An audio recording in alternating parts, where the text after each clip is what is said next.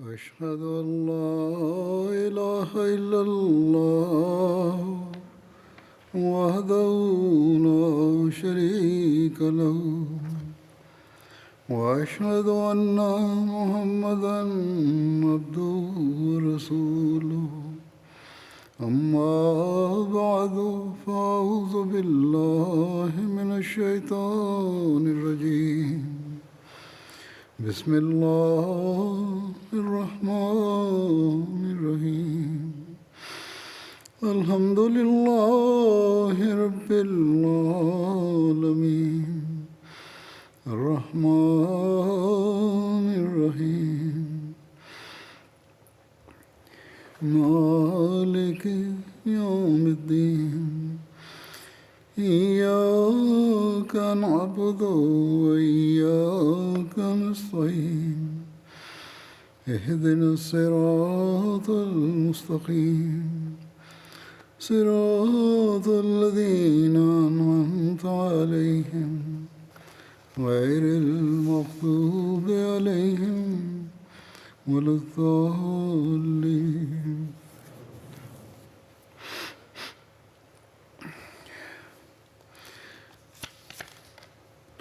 जिन लोगों को हज़रत सल्लल्लाहु अलैहि वसल्लम ने जन्नत की बिशारत अता फरमाई थी Le calife Omar radhiyallahu anhu faisait partie de ceux à qui le saint prophète Mohammed paix soit sur lui avait offert la bonne nouvelle du paradis.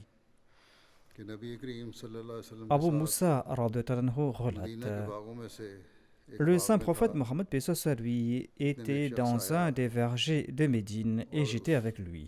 और उसने दरवाज़ा खोलने के Une लिए कहा personne s'est présentée au portail de ce verger et a demandé qu'on lui ouvre le portail. नबी करीम सल्लल्लाहु अलैहि वसल्लम ने फरमाया इसके लिए दरवाज़ा खोलो Le saint prophète Mohammed और sallallahu alayhi wa उसको sallam a जन्नत की बिशारत déclaré: दो Ouvrez-lui la porte et donnez-lui la उसके bonne लिए nouvelle du दरवाज़ा खोला paradis. तो मैं क्या देखता हूँ Abu कि Musa हज़रत अबू बकर radhiyallahu anhu déclare: Je lui ai ouvert la मैंने उनको porte et इस j'ai बात की constaté qu'il बिशारत दी s'agissait d'Abu Bakr. जो नबी करीम सल्लल्लाहु अलैहि वसल्लम ने Et फरमाई je lui ai थी donné la bonne nouvelle उन्होंने offerte अल्हम्दुलिल्लाह par कहा le saint prophète Mohammed फिर paix एक soit और sur शख्स lui. आया उसने दरवाज़ा Alhamdulillah, खोलने a-t-il के लिए कहा déclaré. Une नबी autre करीम personne सल्लल्लाहु s'est अलैहि वसल्लम ने फरमाया présentée et a demandé qu'on lui इसके लिए ouvre la दरवाज़ा porte. खोलो Le और saint उसको जन्नत prophète की बिशारत Mohammed paix दो soit sur lui a déclaré: Ouvrez-lui le मैंने दरवाज़ा portail et खोला तो donnez-lui देखता हूँ la bonne कि nouvelle du हज़रत उमर paradis. Et मैंने j'ai उनको वो ouvert le बात बताई portail, j'ai जो constaté नबी qu'il करीम सल्लल्लाहु अलैहि वसल्लम ने s'agissait de फरमाई Omar radhiyallahu और anhu. Et उन्होंने je lui ai अल्हम्दुलिल्लाह कहा répété les paroles du saint फिर एक prophète और शख्स Mohammed paix आया soit sur lui. Et il a déclaré दरवाज़ा उसने खोलने Alhamdulillah. के लिए कहा Une troisième personne s'est आपने फरमाया présentée et a इसके लिए demandé दरवाज़ा qu'on lui खोलो ouvre le portail. और उसको भी Le saint जन्नत की prophète बिशारत दो Mohammed paix soit sur lui a déclaré: Ouvrez-lui le portail et donnez-lui la bonne बावजूद nouvelle du paradis. एक मुसीबत के जो उसे पहुंचेगी Donnez-lui cette bonne nouvelle en हज़रत ने फरमाया dépit du fait उसको qu'un जन्नत की grand बिशारत malheur दो va le बावजूद एक frapper. मुसीबत के जो उसे पहुंचेगी तो क्या देखता Le हूँ saint prophète a कि वो déclaré: हज़रत उस्मान Donnez-lui है la bonne nouvelle du paradis, et ce, मैंने en उनको वो dépit बात d'un बताई grand malheur qui जो va le नबी frapper. सल्लल्लाहु J'ai अलैहि वसल्लम ने constaté फरमाई qu'il choisissait de Othman. उन्होंने भी Je lui ai अल्हम्दुलिल्लाह कहा répété les फिर propos कहा du saint prophète Mohammed मुसीबत sallallahu alayhi wa sallam, से महफूज रहने et के lui लिए aussi a déclaré अल्लाह की मदद तलब Alhamdulillah. की जा सकती है Ensuite, il a déclaré: Seul Allah est digne d'être imploré pour se protéger des malheurs. हज़रत अब्दुर्रहमान बिन औफ से मरवी है कि रसूलुल्लाह सल्लल्लाहु अलैहि वसल्लम ने फरमाया Abdurrahman bin Auf relate Abu ceci: बकर जन्नती हैं Le उमर saint prophète जन्नती हैं Mohammed paix soit sur Usman lui a जन्नती हैं déclaré: Abu Bakr méritera le paradis, साथ Omar में अबू méritera बकर le ने फरमाया paradis था ainsi que अली Othman. जन्नती हैं तलहा Et il जन्नती avait dit हैं cela à propos ज़ुबैर de 10 जन्नती हैं personnes. Il avait dit: Ali Abdurrahman méritera le bin Auf paradis जन्नती ainsi que हैं Talha ainsi Saad que bin Abi Zubair. Waqqas जन्नती हैं Abdurrahman bin और Auf सईद बिन méritera le ज़ैद जन्नती paradis हैं ainsi que Saad bin Abu Abi उबैदा बिन Waqas. जर्राह जन्नती हैं Et Saïd bin Zayd méritera lui aussi le हज़रत अबू paradis हुरैरा ने कहा ainsi que Abu एक Ubaida बार bin हम नबी al-Jarrah. करीम सल्लल्लाहु अलैहि वसल्लम के पास थे Abu Huraira radhiyallahu anhu आप सल्लल्लाहु अलैहि déclare: वसल्लम ने Un फरमाया jour, nous étions auprès du मैं saint सोया prophète हुआ था Mohammed paix soit sur lui. मैंने Il a अपने आप को जन्नत déclaré: में देखा J'étais तो क्या endormi देखता हूँ et कि je एक me औरत suis एक vu au मर्द के पास वजू paradis. कर रही है Et j'ai vu une मैंने femme पूछा en ये माल train किसका de है faire ses ablutions tout près d'un लोगों ने कहा palais. कि उमर बिन खत्ताब का Je lui ai demandé à qui appartient उनकी ce गैरत का palais. मुझे ख्याल आया Les gens ont तो मैं répondu: वापस à चला Omar आया bin al-Khattab. ये सुनकर M'étant हज़रत उमर souvenu de son वजू में बैठे sens हुए de थे l'honneur, je suis आप रोए retourné. और कहा या Omar, रसूलल्लाह qui était क्या présent, मैं a आपसे बैठक pleuré en करूं entendant cela. Et il a déclaré: Ô envoyé d'Allah, vais-je me détourner de vous par fierté? Pourquoi étiez-vous retourné? Accordez-moi vos bénédictions. Abu Saïd Khudri relate ceci: le saint prophète Mohammed lui a déclaré: un des illiyin, c'est-à-dire celui qui jouit d'un haut rang spirituel, se tournera vers le paradis. La vue de son visage embrasera tout le paradis. Il sera comme une étoile scintillante. Abu Bakr et Omar feraient partie d'eux. Et tous deux sont excellents. Abdullah bin Masoud déclare quant à lui: le saint prophète Mohammed lui a déclaré: un des habitants du paradis vient vers vous. Et Abu Bakr s'est présenté. Ensuite, il a déclaré: un des habitants du paradis vient vers vous. Et Omar s'est présenté. Dans un autre récit, Anas relate que le saint prophète Mohammed lui a déclaré à propos d'Abu Bakr et de Omar: Abu Bakr et Omar sont les chefs des aînés parmi les premiers et les derniers du paradis, sauf des prophètes et des envoyés.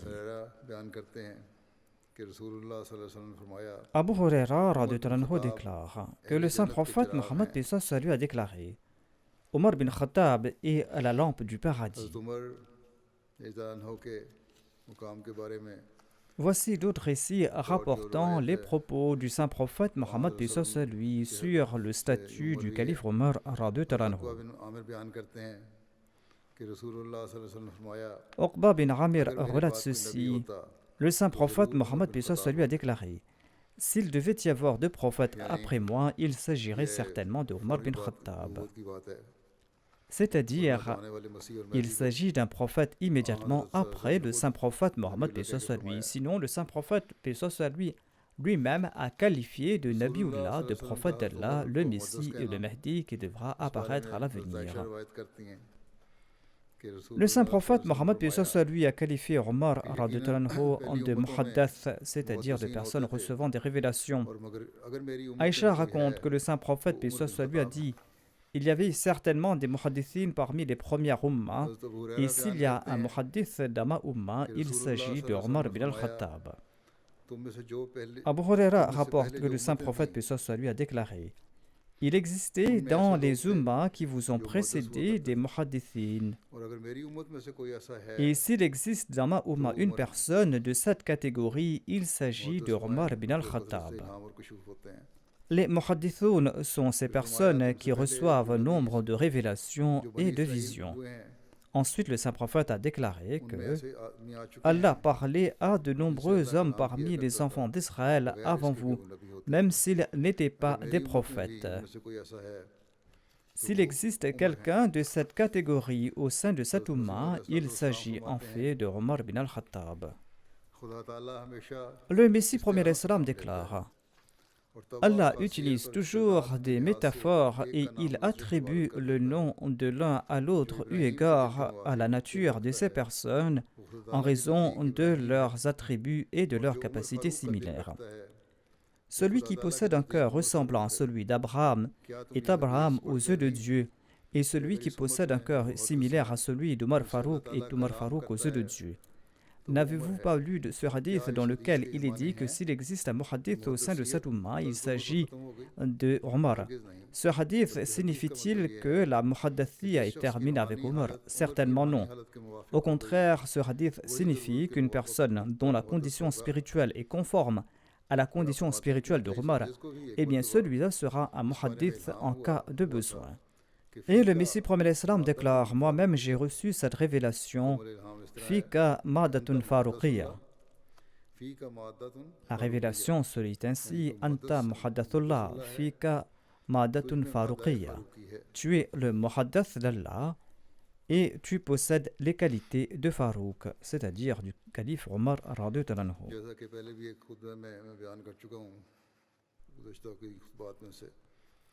Tout comme je l'ai expliqué dans un précédent sermon, Omar avait suggéré au calife Abu Bakr de préserver et de compiler le texte du Saint-Coran.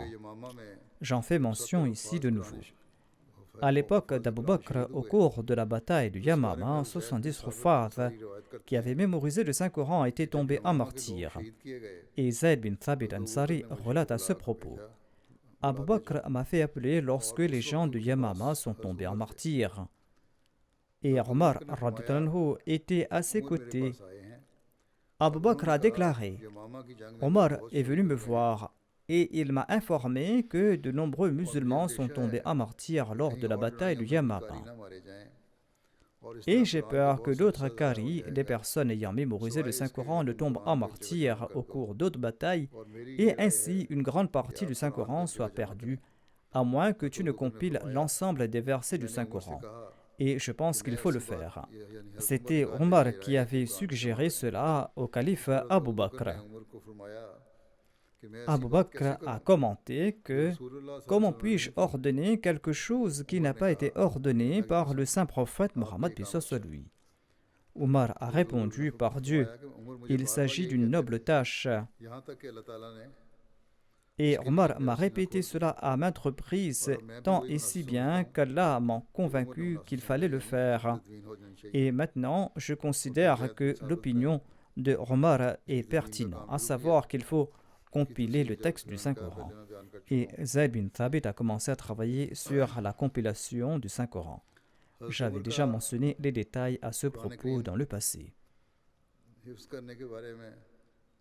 Hazrat Muslim Maud explique ceci à propos de la mémorisation du Saint-Coran par le calife Omar. Abu Ubaïda déclare que ses compagnons muhajirines du Saint-Prophète Mohammed lui avaient mémorisé le Saint-Coran. Il y avait Abu Bakr, il y avait Omar, Othman, Ali, Talha, Saad bin Masoud, Hudhaifa, Salim Abu Huraira, Abdullah bin Sahib, Abdullah bin Omar et Abdullah bin Abbas.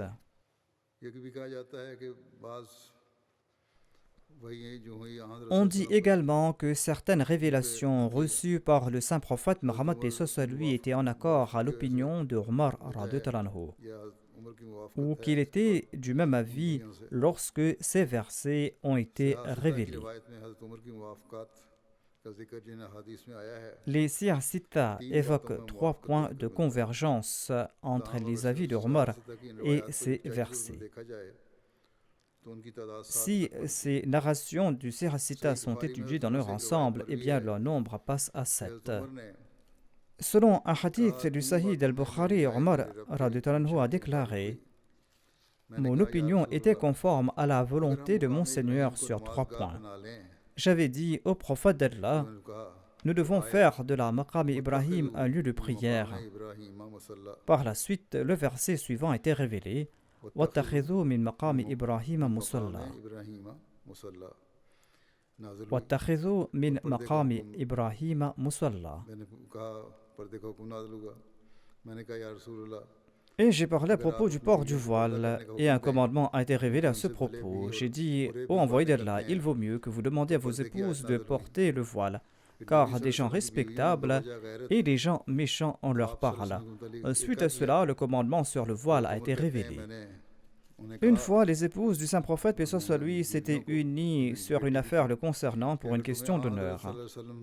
Omar s'est adressé à ses épouses. Parmi elles se trouvait sa fille Hafsa. Il leur a dit, « Si le saint prophète vous divorce, j'espère que Dieu lui accordera de meilleures épouses que vous. » Sur ce, le verset suivant lui a été révélé. Asa rabbuhu in talaqakunna an yubdilahu azwajan khayran minkunna. C'est-à-dire, s'il divorce d'avec vous, il se peut que son Seigneur lui accorde à votre place des épouses qui soient meilleures que vous. Selon un récit du Sahih Muslim, Ibn Omar relate que Omar bin al-Khattab a déclaré à 3 reprises, mon opinion était conforme à celui de mon Seigneur. Concernant la Maqam Ibrahim sur le voile et sur les prisonniers de Badr. Mais le récit sur les prisonniers de Badr n'est pas authentique. Hazrat Muslim Maud a commenté à ce propos en détail, ainsi que Hazrat Mirza Bashir Ahmad Sahib en présentant différentes preuves.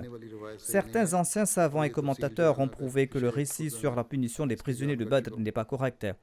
C'est un point que j'ai expliqué dans un précédent sermon. Le Sahih mentionne le fait que le refus du calife Omar de diriger les prières funéraires des hypocrites est en accord avec la révélation coranique. Ibn Omar relate quand Abdullah bin Ubay bin Saloul est décédé, son fils Abdullah bin Abdillah s'est rendu auprès du saint prophète Mohammed paix soit lui. Et il a demandé au saint prophète paix soit lui de bien vouloir lui remettre sa chemise afin de l'utiliser comme linceul pour son père. Le saint prophète paix soit lui a offert sa chemise et le fils d'Abdullah bin Ubay lui a demandé de diriger la prière funéraire de son père. Le saint prophète paix soit lui s'est rendu auprès de lui pour diriger sa prière funéraire. Omar a attrapé le vêtement du saint prophète Mohammed paix soit lui et il a déclaré: Ô envoyé d'Allah, allez-vous diriger sa prière funéraire quand Allah vous l'a interdit? Le saint prophète Mohammed paix soit lui que Allah m'en a donné le choix en disant: Istaghfir lahum aw la tastaghfir lahum. Que tu demandes pardon pour eux ou que tu ne demandes pas pardon pour eux, même si tu demandais pardon 70 fois pour eux. Il a déclaré que je demanderai pardon plus de 70 fois pour lui. Omar a déclaré qu'il est un hypocrite, mais le saint prophète paix soit lui a offert sa prière funéraire. Par la suite, Allah a révélé ce verset: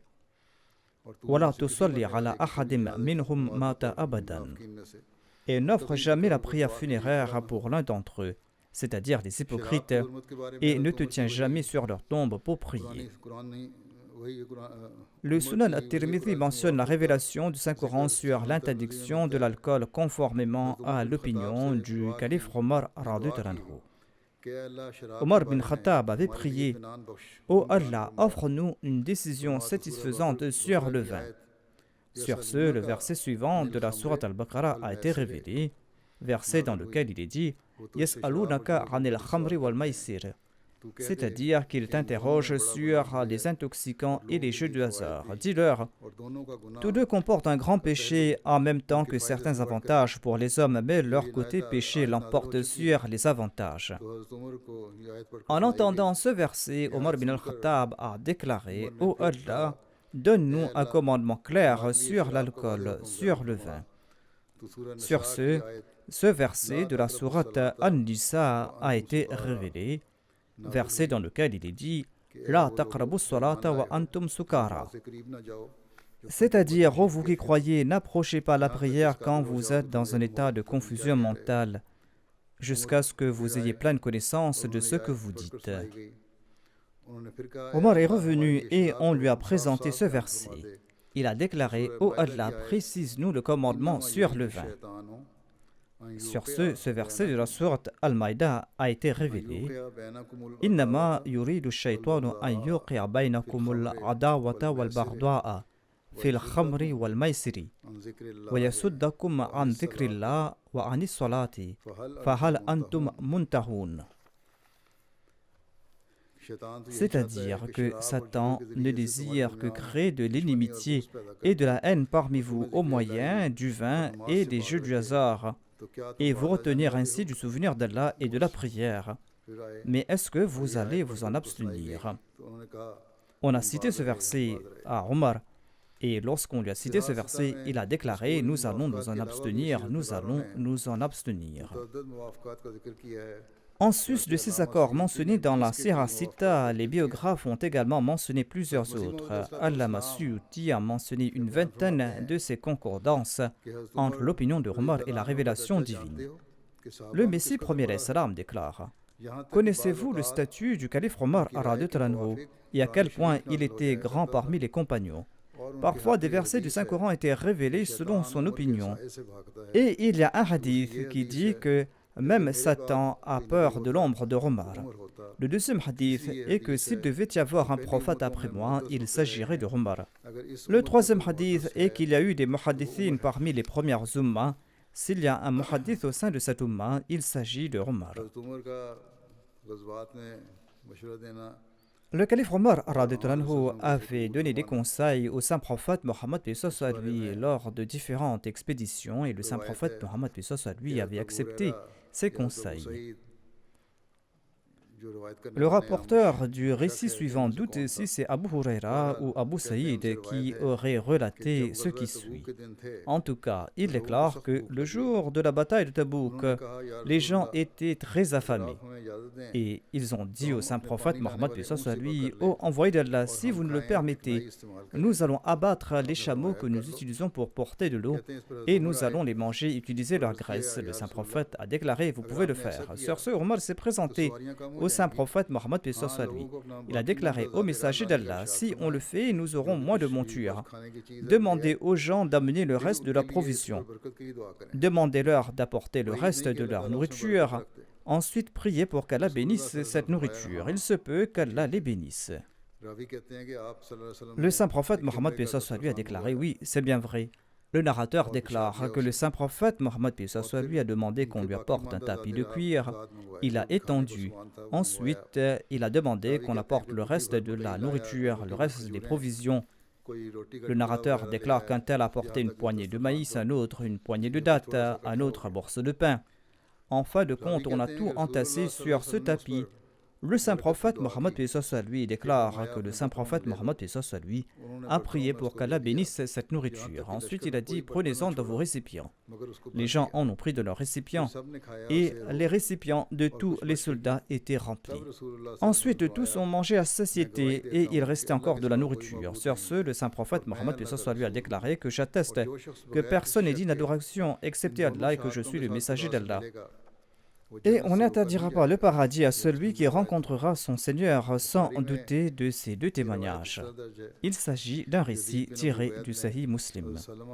Selon le récit d'Al-Bukhari, Yazid bin Abu Ubaid déclare que Salama bin Uqba a déclaré que lors d'un voyage, les provisions commençaient à diminuer, tant et si bien qu'il n'y avait presque rien à manger.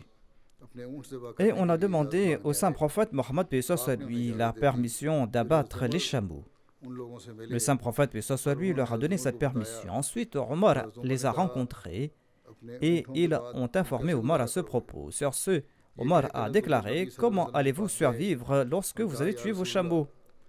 Sur ce, Omar s'est présenté au saint prophète Mohammed lui et il a déclaré, comment est-ce qu'ils vont survivre après avoir abattu leurs chameaux? Le messager d'Allah a déclaré que demandez à tout le monde d'apporter le reste de la provision. Ensuite, le saint prophète Mohammed lui a prié et a béni cette provision. Ensuite, il a demandé qu'ils apportent leurs récipients. Les gens en ont pris en abondance et quand ils avaient terminé, le saint prophète Mohammed lui a déclaré que je témoigne qu'il n'y a pas d'autre divinité à part Allah et je témoigne que je suis le messager d'Allah. Le calife Omar avait également fait un rêve sur l'appel à la prière. Hazrat Muslim Maud déclare à ce propos. À l'époque du saint prophète Mohammed lui, certains compagnons recevaient des révélations. À l'époque, il y avait un compagnon qui se nommait Abdullah bin Zayd. Allah lui avait enseigné l'adhan à travers un rêve. Et le saint prophète Mohammed lui s'était appuyé sur sa révélation ou ce rêve pour introduire l'adhan parmi les musulmans. Une révélation coranique ultérieure l'a également confirmé.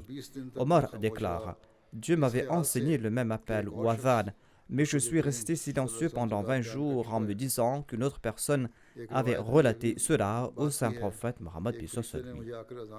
Selon un autre récit, Omar avait déclaré qu'un ange lui avait enseigné l'appel à la prière.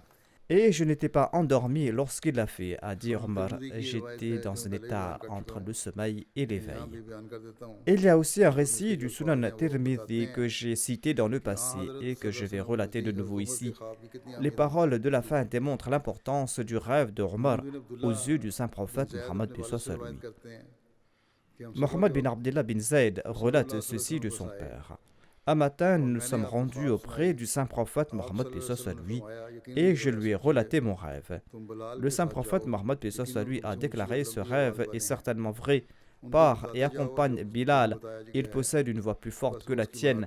Répète-lui ce qu'on t'a enseigné dans le rêve afin qu'il en fasse l'annonce. Abdullah bin Zayd déclare que lorsque Omar bin al-Khattab a entendu la voix de Bilal invitant à la prière, Omar s'est rendu auprès du saint prophète Mohammed lui, entraînant son châle, et il lui a dit Ô messager d'Allah, je jure au nom de celui qui vous a envoyé avec la vérité, j'avais vu en songe les mêmes paroles de cet appel. Le rapporteur déclare que le saint prophète Mohammed lui avait répondu: toutes les louanges appartiennent à Allah. Toutes les louanges appartiennent à Allah. Cette parole a été renforcée davantage, c'est-à-dire qu'il a reçu une autre confirmation à propos de ce rêve. Comment Omar radhiyallahu anhu respectait-il et traitait-il le saint prophète Mohammed sallallahu alayhi wa sallam? Et quel était le statut du saint prophète aux yeux de Omar radhiyallahu anhu? Ibn Omar relate qu'il était en voyage avec le saint prophète Mohammed sallallahu alayhi wa sallam. Il était monté sur un chameau de son père, c'est-à-dire de Omar radhiyallahu anhu, un chameau qui était bruyant et qui dépassait à la monture du saint prophète Mohammed paix soit sur lui. Omar, le père de Ibn Omar, lui disait: ô Abdullah, personne ne doit dépasser le saint prophète Mohammed paix soit sur lui. C'est-à-dire que ta monture ne doit pas dépasser celle du saint prophète Mohammed paix soit sur lui. Le saint prophète Mohammed paix soit sur lui a dit à Omar: vends-moi cette monture. Omar a déclaré: c'est le vôtre. Le saint prophète l'a acheté et il a dit: Abdullah, ce chameau t'appartient, tu peux faire ce que tu souhaites avec. Il a ensuite offert ce chameau en cadeau. Anas bin Malik raconte: le saint prophète Mohammed paix soit sur lui est venu quand le soleil s'est incliné, il a offert la prière de Dhuhr, il s'est tenu sur la chair et il a mentionné l'heure déterminée. Il a déclaré: il y aura de grands événements. Ensuite, il a déclaré que celui qui souhaite poser ces questions pourra le faire. Posez-moi toutes vos questions et je vais vous répondre tant que je serai présent en cet endroit. Les gens ont beaucoup pleuré et le saint prophète Mohammed paix soit sur lui a répété à maintes reprises: posez-moi vos questions. Sur ce, Abdullah bin Hudhafa Sahmi a demandé: qui est mon père? Et le saint prophète a répondu: Hudhafa. Ensuite, le saint prophète a répété à maintes reprises: posez-moi vos questions. Puis Omar s'est mis à genoux et il a déclaré: nous sommes satisfaits qu'Allah est notre Seigneur, que l'islam est notre religion et que Mohammed sallallahu alayhi wa sallam est notre prophète. Le saint prophète Mohammed paix soit sur lui est devenu silencieux. Il a déclaré: le paradis et l'enfer m'ont été présentés dans la largeur de ce mur et je n'ai jamais vu un tel bien et un tel mal. Selon un autre récit d'Al-Bukhari, Abu Moussa a déclaré: on a interrogé le saint prophète Mohammed paix soit sur lui sur certaines choses qu'il n'aimait pas. Et quand on lui posait trop de questions, eh bien, il s'est mis en colère et il a dit à l'assistance: demandez-moi ce que vous voulez. Quelqu'un a demandé: qui est mon père? Le saint prophète a répondu: ton père est Hudhaifa. Puis un autre s'est levé et a demandé: ô messager d'Allah, qui est mon père? Le saint prophète Mohammed paix soit sur lui a répondu que ton père c'est Salim, l'esclave affranchi de Shaïba. Lorsque Omar a vu le changement qui était sur son visage, il a déclaré: ô messager d'Allah, nous nous tournons vers Allah pour l'erreur que nous avons commise. Selon un autre récit d'Al-Bukhari, Zuhri relate que Anas bin Malik a déclaré: le saint prophète Mohammed paix soit sur lui était sorti. Abu Huzaifa a demandé: qui est mon père? Le saint prophète a répondu: ton père c'est Huzaifa.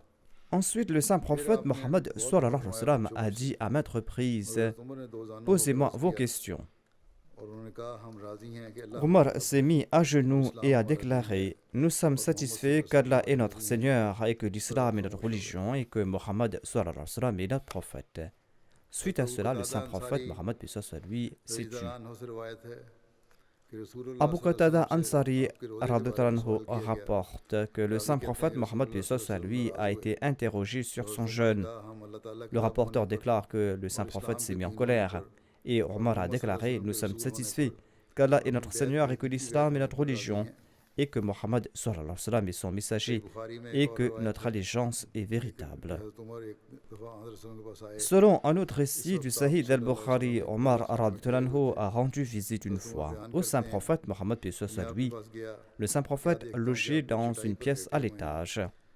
Omar raconte, je suis parti vers le saint prophète et j'ai constaté qu'il était allongé sur une natte et il n'avait aucune couverture entre lui et la natte avait marqué son dos.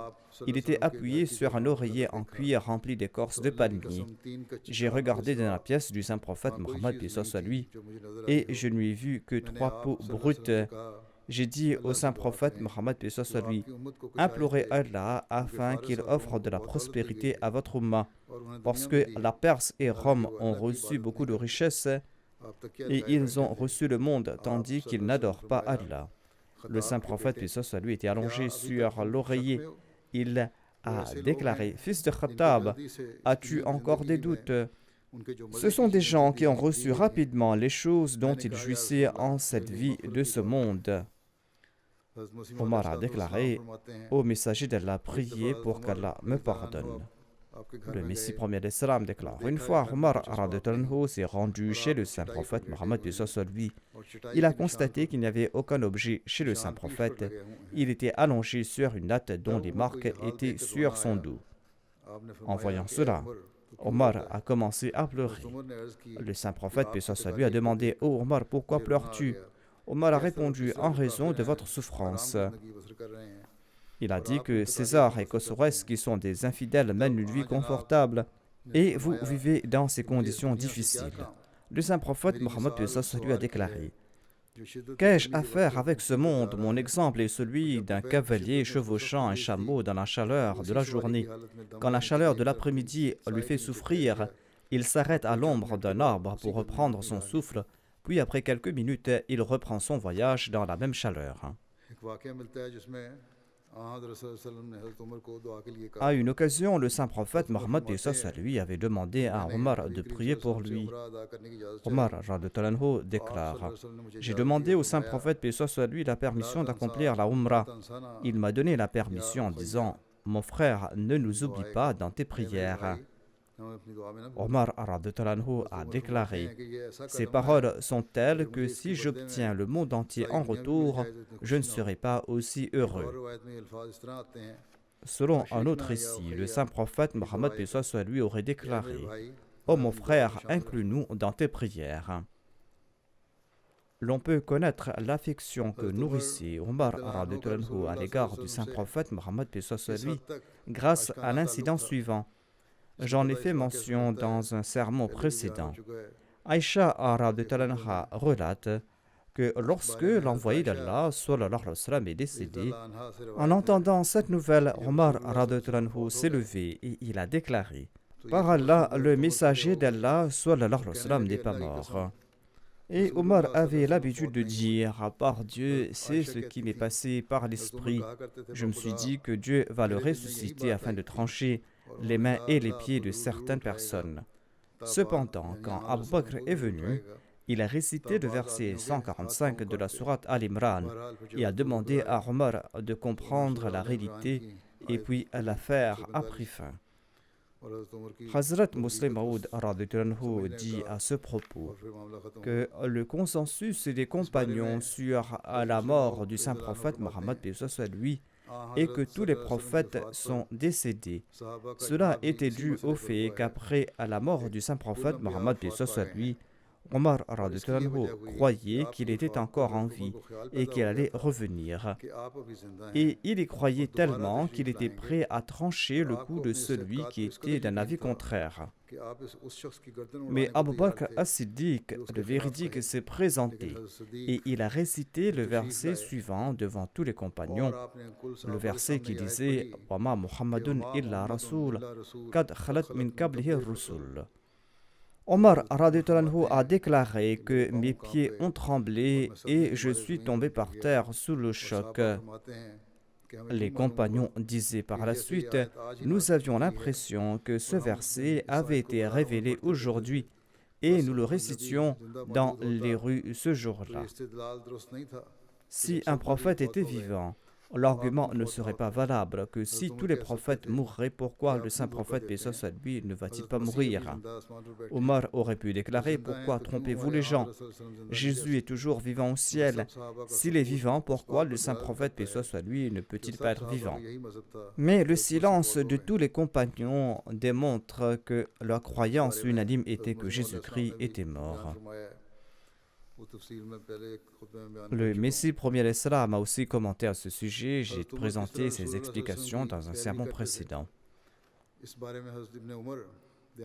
Comment Omar avait-il l'habitude de suivre le saint prophète Mohammed puis soit lui? Ibn Omar déclare à ce propos que l'envoyé d'Allah s'est tourné vers la pierre noire et il a placé dessus ses lèvres et il a pleuré pendant longtemps. Quand il s'est retourné, il a constaté que Omar bin Khattab était en train de pleurer lui aussi. Le saint prophète Mohammed puis soit lui lui a dit: ô Omar, c'est le lieu où les larmes coulent. Arbis relate que Omar bin Khattab s'est approché de la pierre noire et l'a embrassée, et il a déclaré: je sais très bien que tu n'es qu'une pierre qui peut ni nuire ni bénéficier. Si je n'avais pas vu le saint prophète, paix soit lui, t'embrasser, je ne t'aurais pas embrassé. Hazrat Muslim Maud déclare que Omar effectuait le tawaf de la Kaaba lorsqu'il est passé tout près de la pierre noire et il l'a frappé avec son bâton et il a déclaré: je sais que tu es une pierre et que tu n'as aucune puissance en toi. Je t'embrasse suite au commandement de Dieu. Ceci est l'esprit de l'unicité qu'il a exalté dans le monde. Omar était un amoureux parfait du monothéisme et il ne pouvait pas tolérer le fait d'associer quiconque à la puissance de Dieu. Il respectait la pierre noire parce que Dieu a demandé de respecter cette pierre noire et non pas en raison de quelque pouvoir de la pierre noire. Il se disait que si Dieu nous commandait d'embrasser la chose la plus insignifiante, nous sommes prêts à le faire parce que nous sommes les serviteurs de Dieu le Tout-Puissant et non parce que nous sommes les serviteurs d'une pierre ou d'une maison. Ainsi, il faisait preuve de respect sans porter atteinte au monothéisme. Ceci est la position d'un vrai croyant. Un vrai croyant considère la maison de Dieu comme une maison de pierre, tout comme des milliers d'autres maisons. Un véritable croyant considère la pierre noire comme une pierre, à l'instar des millions d'autres pierres dans le monde. Mais il vénère aussi la maison de Dieu et il embrasse aussi la pierre noire parce qu'il sait que son Seigneur lui a recommandé de respecter ces objets. En dépit du fait qu'il respecte cette maison, même s'il embrasse la pierre noire, il est fermement convaincu que je suis le serviteur du Dieu unique et pas le serviteur d'aucune pierre. C'est là la réalité démontrée par Omar radhiyallahu anhu. Il a frappé la pierre noire et il a déclaré: je ne t'accorde aucune importance, tu n'es qu'une pierre comme des millions d'autres pierres dans le monde. Mais mon Seigneur m'a demandé de te respecter et c'est pour cette raison que je le fais. En disant cela, il s'est avancé et il a embrassé la pierre noire.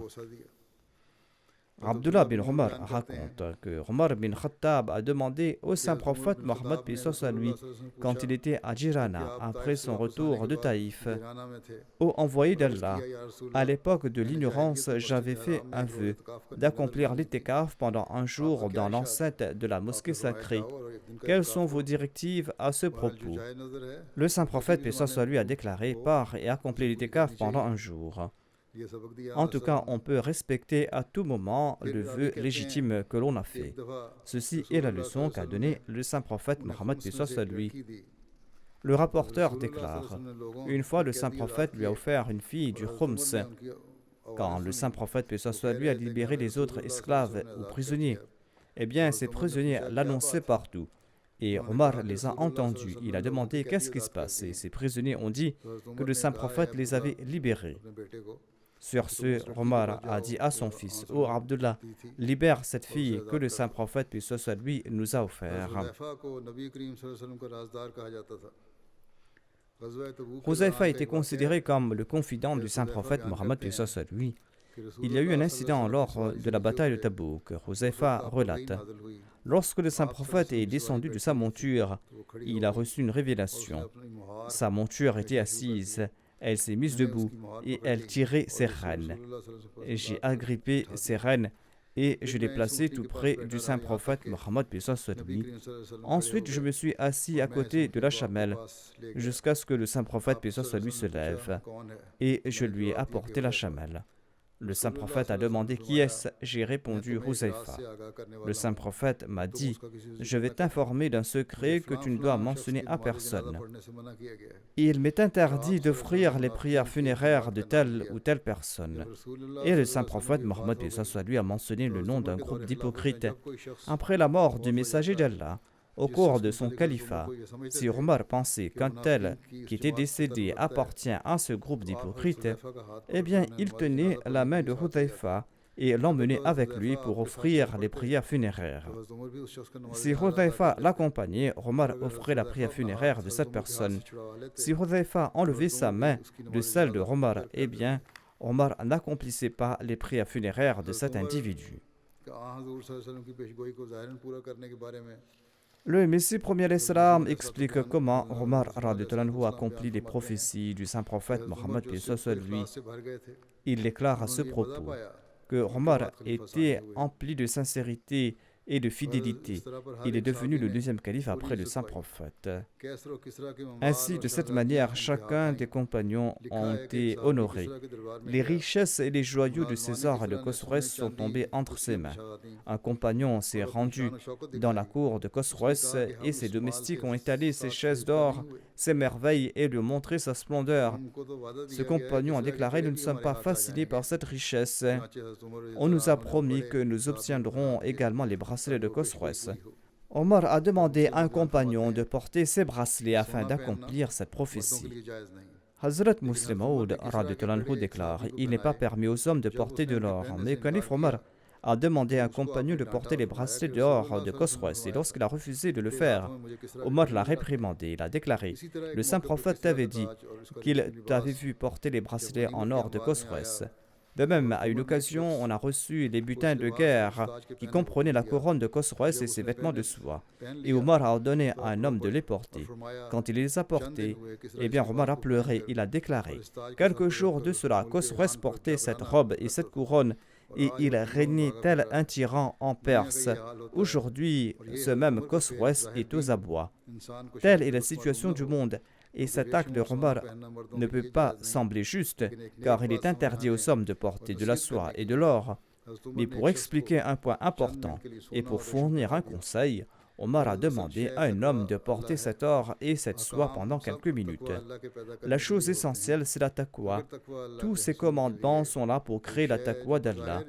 Si l'on doit abandonner quelque chose qui semble être de l'adoration, pour atteindre la taqwa, eh bien cet acte sera source de récompense. Abdullah bin Omar rapporte que le saint prophète Mohammed lui a déclaré « On m'a montré dans un rêve que j'étais debout tout près d'un puits et j'étais en train de puiser de l'eau d'un seau placé sur une roue. Ensuite, Abu Bakr est venu et il a tiré un ou deux seaux d'eau et il était très faible en les tirant. Allah couvrira sa faiblesse et Allah lui pardonnera. » Ensuite, Omar bin Khattab est venu et ce seau s'est transformé en un grand seau. Et je n'ai vu aucune force aussi incroyable que celle de Omar bin Khattab. Il tirait tellement d'eau que les gens furent satisfaits et les gens sont retournés chez eux. Ibn Omar dit « J'ai entendu l'envoyé d'Allah dire « Une fois, pendant que je dormais, on m'a apporté un récipient contenant du lait. Et j'en ai tellement bu que du lait sortait de mes ongles.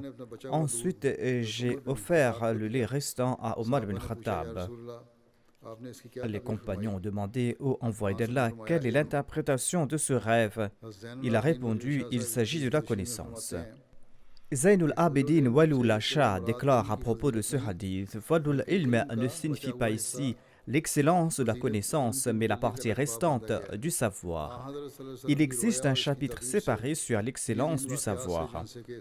Le rêve du saint prophète, paix soit sur lui, et son interprétation, ainsi que les événements qui confirment ce rêve sont destinés à soutenir que les conquêtes et la grandeur du monde accordées aux musulmans par l'entremise de Omar sont un vestige du savoir du saint prophète Mohammed paix soit sur lui. Connaissance qu'il a reçue du saint prophète Mohammed paix soit sur lui. Dans le Saint-Coran, en raison de son statut, le saint prophète, paix soit sur lui, a été appelé Majmul Bahrain, la jonction des deux mers, car il possédait la connaissance pour atteindre le succès à la fois en ce monde et dans l'au-delà. L'imam Bukhari a compté la politique dans le domaine du savoir et a indiqué que le saint prophète a apporté la droiture parfaite qui prévaut sur les bonnes œuvres de l'homme ici-bas et dans l'au-delà. Tout comme le Christ avait prédit à son sujet que lorsque cet esprit de vérité viendra, il apportera la vérité parfaite. Jean chapitre 16, verset 12. En étudiant les événements de la vie du calife Omar, l'on peut connaître la réalité de ce reste du lait qu'il a bu grâce à la générosité du saint prophète Mohammed paix soit sur lui. Hazrat Muslim Maud déclare: une fois Omar a mentionné au saint prophète Mohammed paix soit sur lui avoir pris un récipient contenant du lait dans un rêve. L'envoyé d'Allah a déclaré: il s'agit de la connaissance. Abu Saïd Khudri déclare: j'ai entendu le saint prophète déclarer: je dormais. J'ai vu les gens se présenter devant moi et ils portaient des chemises. Pour certains, les vêtements étaient à la hauteur de la poitrine, tandis que les vêtements d'autres tombaient légèrement plus bas. Omar s'est présenté à moi et son vêtement traînait derrière lui. Les compagnons ont demandé l'interprétation de ce rêve et le saint prophète Mohammed paix soit sur lui a déclaré que cela signifiait la foi.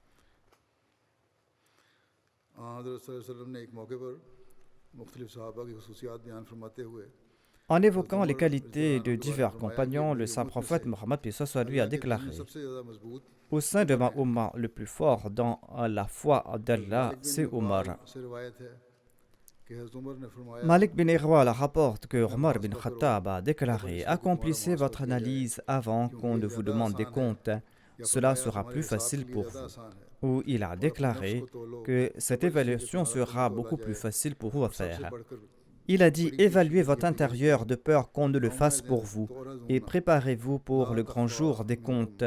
Ce jour-là, vous serez présenté devant votre Seigneur et aucun de vos secrets ne restera caché.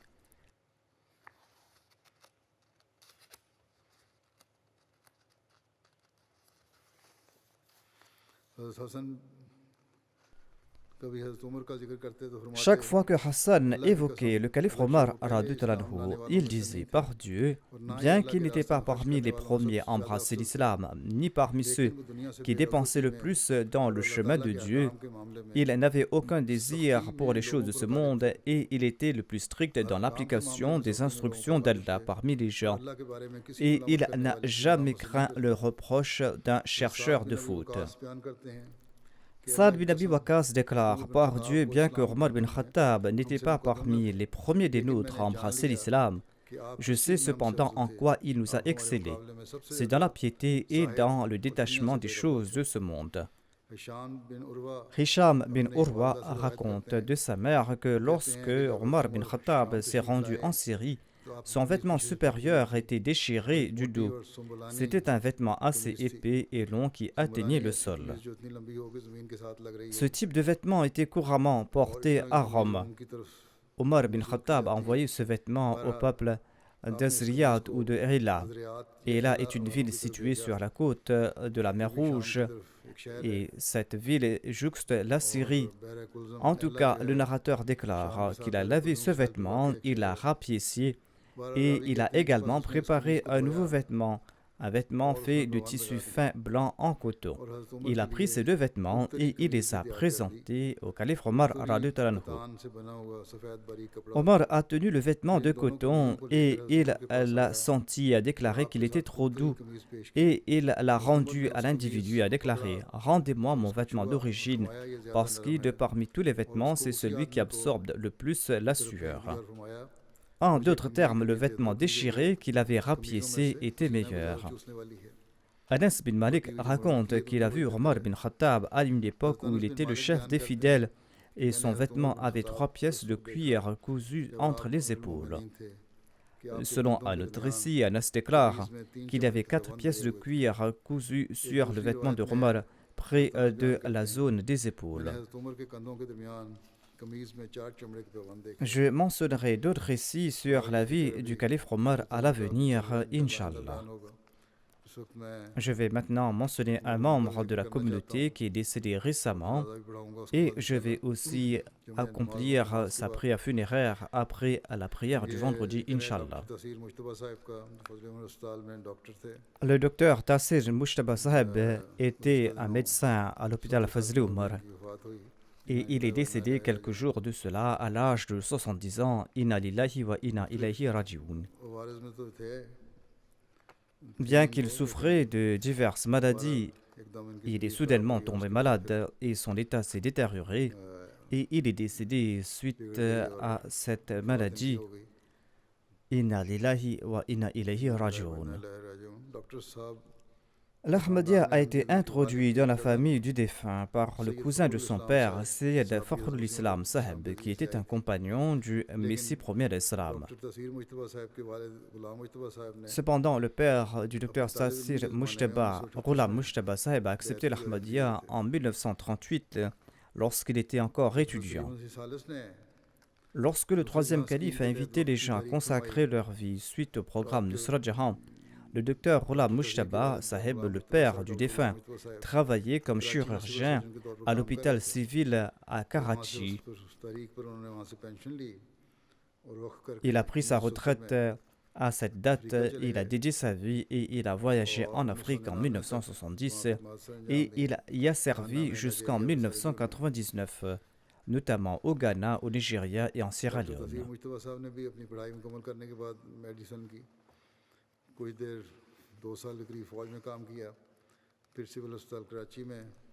Le docteur Tassir Mujtaba a terminé ses études en médecine et ensuite il a travaillé pendant 2 ans dans l'armée. Ensuite, il a travaillé dans un hôpital civil de Karachi. Ensuite, il a servi pendant quelque temps à l'hôpital Jinnah de Karachi. En 1982, il s'est dédié pour 3 ans et il a été affecté au Ghana.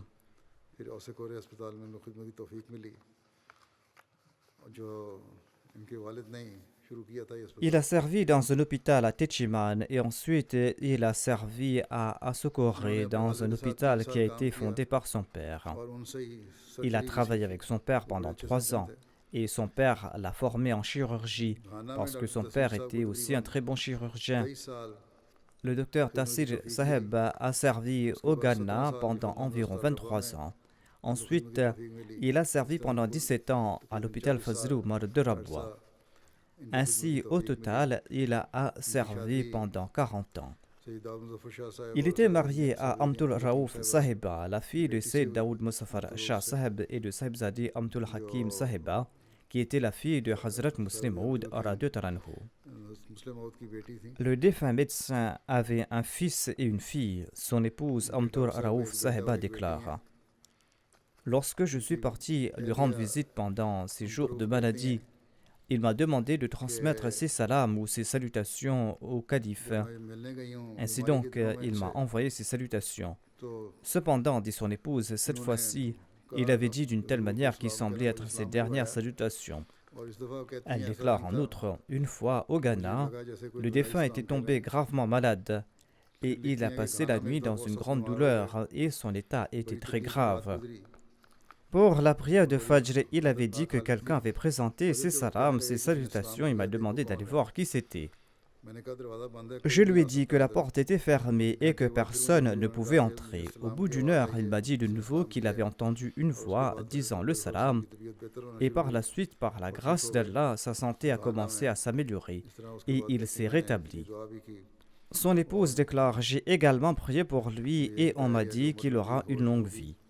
Mon mari était très humble, il était altruiste, il était très gentil et il n'a jamais dit de mal de personne et il n'a jamais fait de médisance et il ne s'était jamais plaint de personne.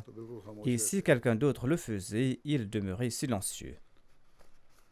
Son frère déclare que nous avons constaté que même après les heures de travail, il s'occupait des patients. Il disait que, étant donné que les autres médecins voient moins de patients, je ne souhaite pas que les patients qui viennent à l'hôpital reviennent sans avoir été examinés ou soignés. Donc, je prends le fardeau des autres médecins, a-t-il déclaré. Le défunt était très vertueux et il parlait très peu. Le personnel de sécurité et les employés de l'hôpital ont déclaré qu'il passait toujours à côté d'eux avec le sourire et il leur demandait comment ils se portaient. Il faisait preuve d'une grande gentillesse à l'égard de ses patients, et en particulier envers les Ahmadis.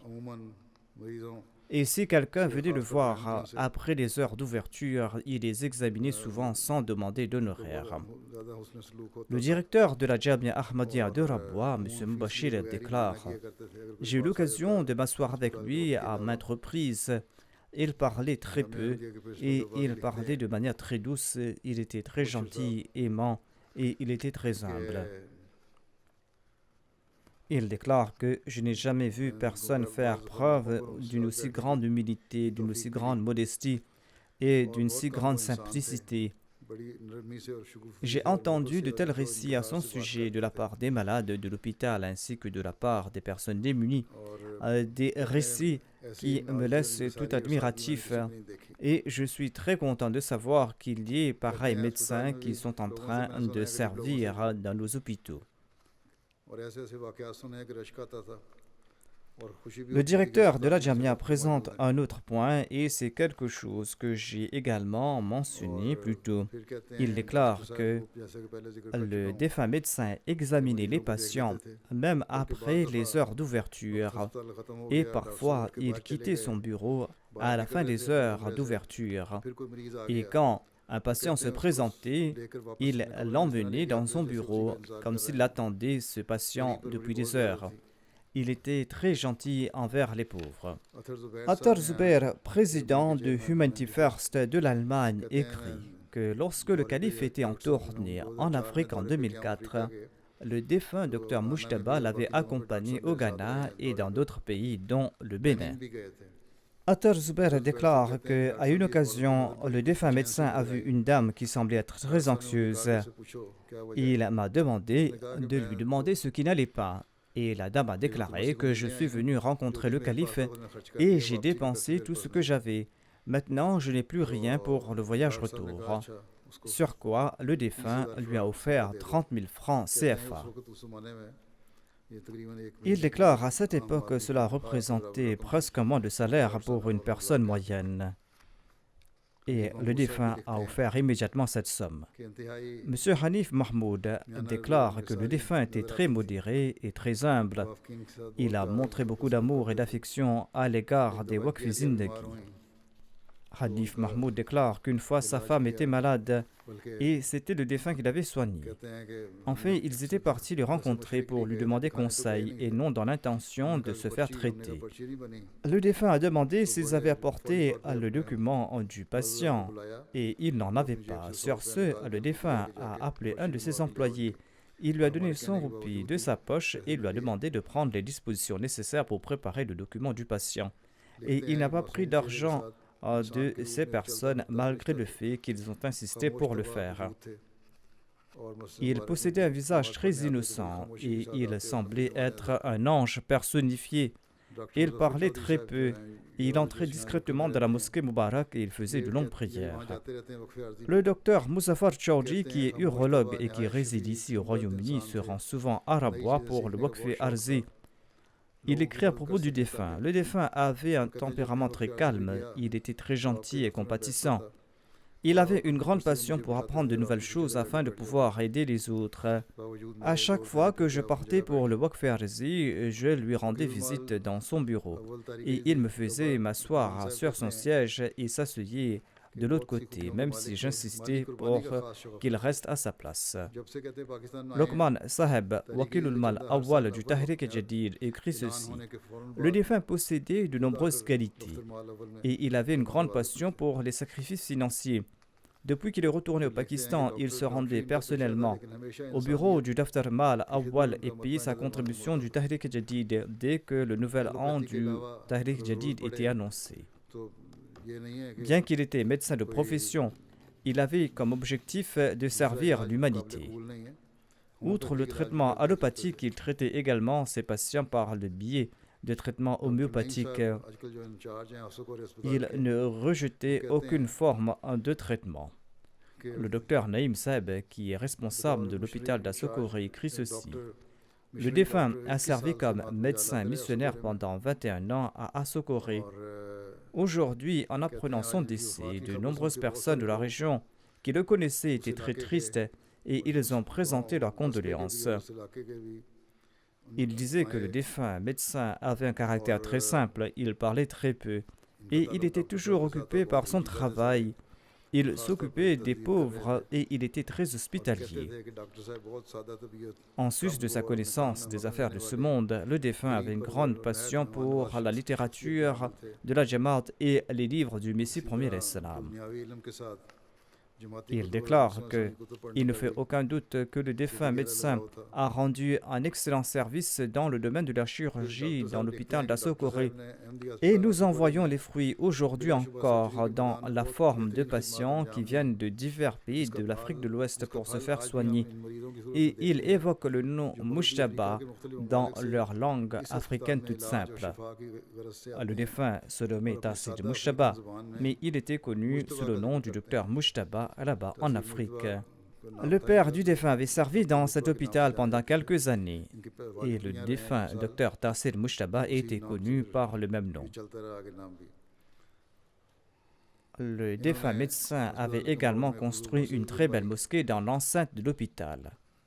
Le défunt a fait preuve d'un très grand altruisme et il a grandement servi l'humanité et il a utilisé sa profession pour servir l'humanité. J'ai personnellement constaté une qualité chez lui et chez son père. En sus de traiter leurs patients, ils fournissaient également des médicaments gratuitement à leurs patients pauvres et ils leur fournissaient également de l'argent pour acheter des provisions et de la nourriture. Ils achetaient aussi des œufs et du lait et avaient cela avec eux et en offraient à leurs patients et disaient à leurs patients que cela était également essentiel pour soulager leur maladie. Il offrait donc des médicaments gratuitement ainsi que des provisions. Et il disait à leurs patients d'en utiliser pour qu'ils puissent se rétablir. Le docteur Ghulam Mujtaba a rendu de grands services au Ghana et son fils Tassid Mujtaba a développé ce service davantage. Je connais personnellement de nombreux Ghanéens qui le félicitaient pour ses services. Il possédait un véritable esprit de waqf et il s'est bien occupé des waqf zindagi. Chaque fois qu'il se rendait chez lui, il prenait grand soin d'eux et il les invitait chez lui. Le quatrième calife avait logé chez lui lorsqu'il était en tournée en Afrique. M. Hanif a aussi dit qu'il était comme un ange. En effet, il était un ange personnifié. Qu'Allah lui accorde sa miséricorde et qu'Allah élève son rang. En ce qui concerne son hospitalité, je voudrais aussi mentionner qu'un homme ne peut être hospitalier que lorsque sa femme fait preuve de la même qualité à la maison. Son épouse était également imbue d'un très grand sens de l'hospitalité et son épouse a aussi grandement servi les autres. Priez pour qu'Allah accorde une longue vie à son épouse ainsi qu'une bonne santé et qu'Allah permette également à ses enfants de continuer ses bonnes œuvres et que ses enfants puissent aussi servir leur mère.